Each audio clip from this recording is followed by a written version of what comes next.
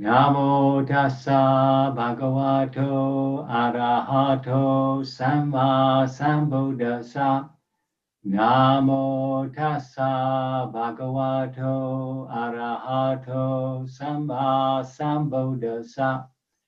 Namo tassa bhagavato arahato samma sambuddhassa. Homage to the Buddha, the blessed, noble, and fully self-awakened one.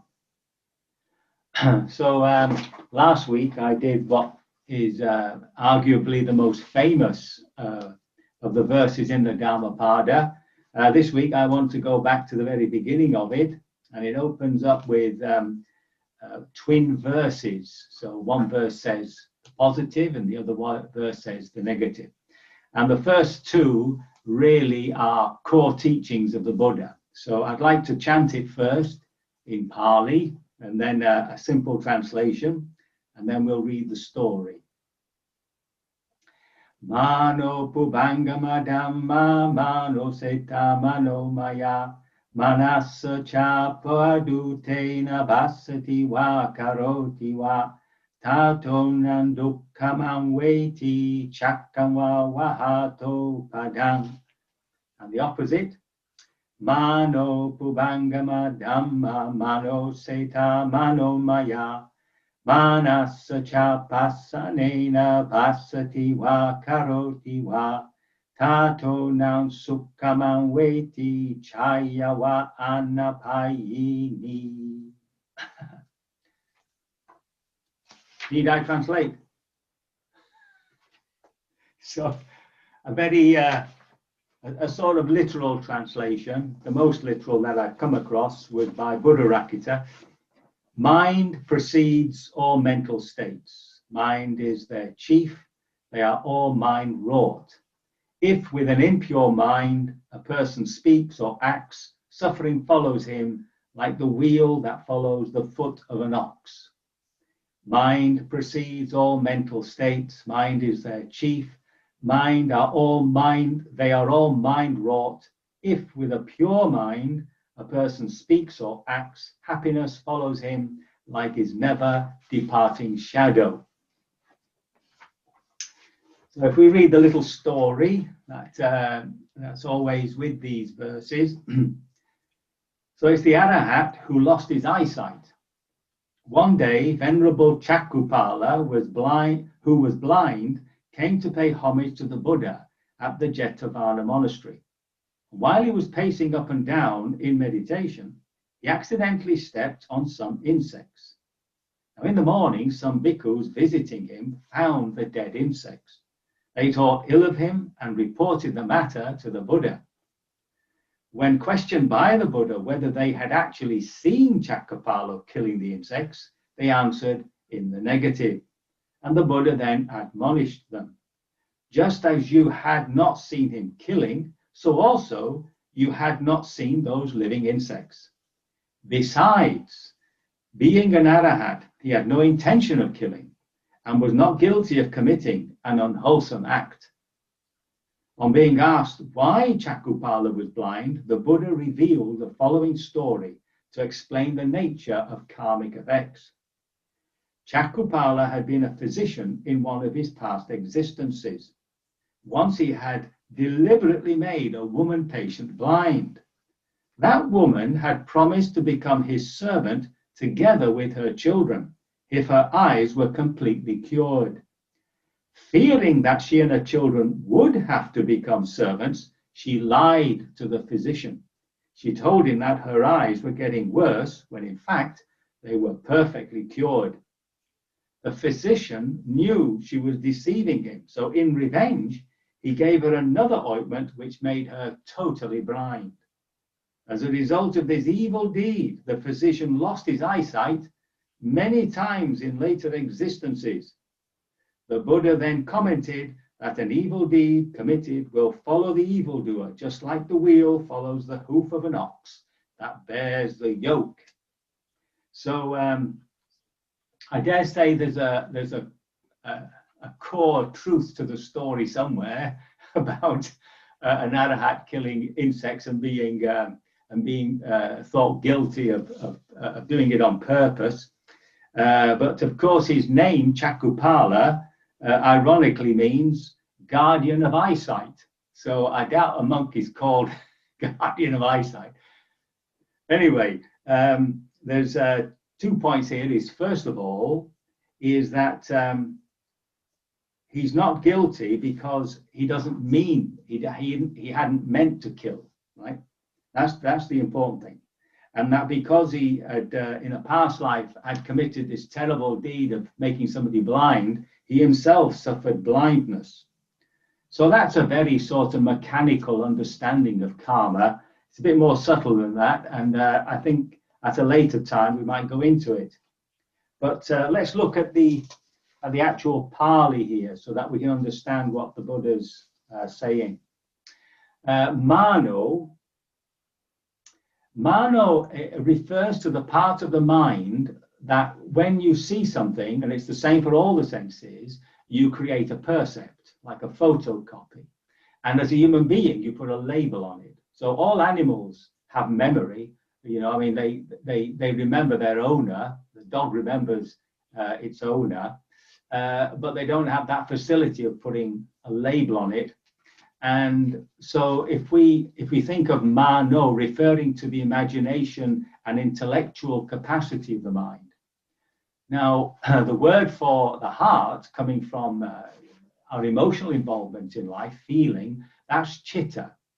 And the vijnana refers to consciousness, which is the screen upon which things come to be known. Now, these words are sometimes used to mean each other. So you have to look at the context, but generally speaking, that's the split.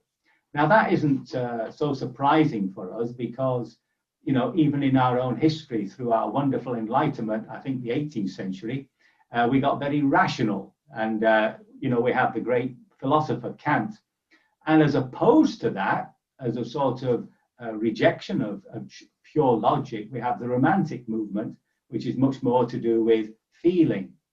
So that dichotomy also exists in the Buddha's psychology.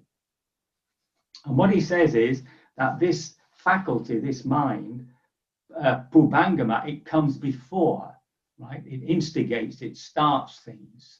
Without that faculty, we wouldn't have this imagination and so on. And then this word Dhamma. Now, we know it normally as meaning the teachings, but in its plural form, Dhamma, it means what the mind actually creates. So it's mental heart phenomena. The actual philosophical word for it is qualia. I just like that word. So if you come across the word qualia, it's referring to your subjective conscious experience. So this is what Dhamma is here referring to. And then, of course, he says it's mano seta. Seta is the one who governs, who rules. So it's the mind that's ruling this process. And finally, mano maya, which refers to the mind, its ability to fabricate, to make, to produce. So that's the basic statement. Now, if we were to take that statement entirely on its own, then you might be thinking that the Buddha is teaching a sort of idealism, that there is only the mind, which of course does happen in later Buddhism, the Vijnanavada school. Theravada tends to keep a hold on realism in the sense that it doesn't deny the reality, that's inverted commas of course, of the world outside the mind. So when you look at a tree, the tree actually does exist, have its own existence out there. But what we actually see of it, of course, is being fabricated. So, but then when we read the rest of the verse, he's actually talking about something quite specific. The next one is, of course, if with an impure mind, padutena, so with an impure mind, somebody speaks or acts, then suffering will follow them. So there's your process. Now, an incident in the scriptures where the Buddha meets a disciple of the Jain leader. And when he asks the Jain leader, what does the Jain leader teach about karma? He says the worst thing is an action, is a bad action. Now, from one point of view, of course, it is, because that's the outer consequence of bad thinking, and it causes a lot of suffering. But the Buddha's insistence is that actually what's most important is your mind, because that's where it all begins. And so here we have the mind offering us an unwholesome thought, and we empower that. So there's a bit of empowerment.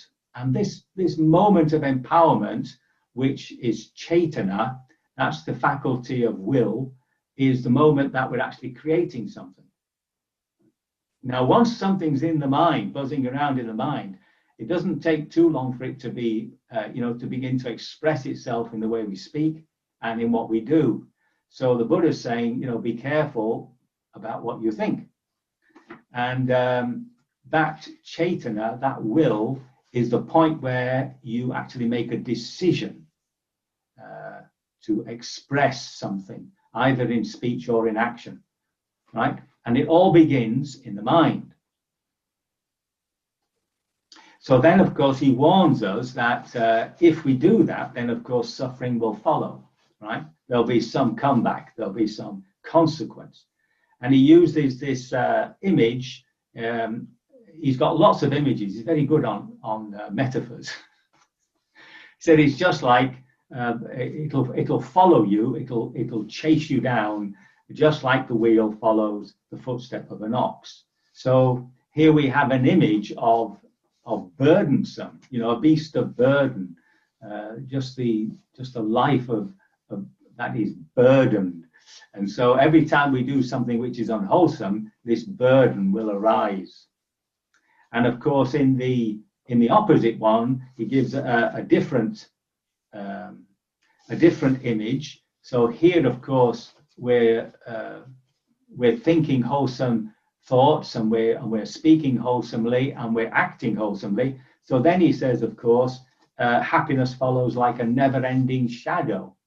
So it's very light, something that you don't even notice, but it's following you all the time. So the teaching here basically is, just be careful of what we think about. That's the basic teaching. And it starts the whole of the Dhammapada. And then the Dhammapada, of course, goes into all sorts of different subjects. But later on, there's lots of little verses teaching about karma itself. And that's a bit too much for this evening. So that's the two opening verses of the Dhammapada, and I shall suffer you to hear my own little translation. All thinking and imagining are started by the mind. The mind is in charge of them. The mind fabricates them, and as we speak or behave with an impure mind, suffering will follow as a consequence, as the cartwheels follow the hooves of an ox. So that's my little gift for this evening. I can only hope my words have been of some assistance, and that by your devoted practice, you will be liberated from all suffering sooner rather than later.